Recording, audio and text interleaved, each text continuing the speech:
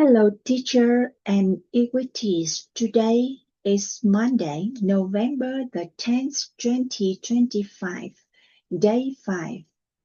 The blueprint turning through in reality from dream to plan, the power of a definer's goal.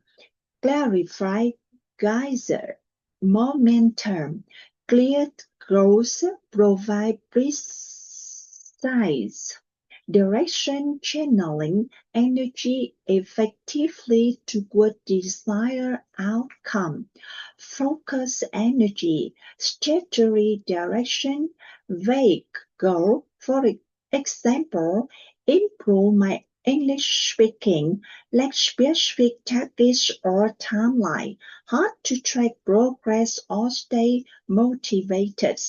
Outcome is uncertainly and inconsistent. Defined goal. Example, achieve IELTS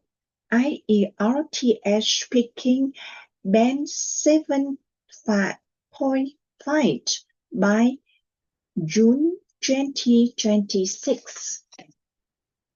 Specific, measurable, achievable, relevant time bars or SMART provides a clear roadmap for action, enhances focus, and increases likelihood of success.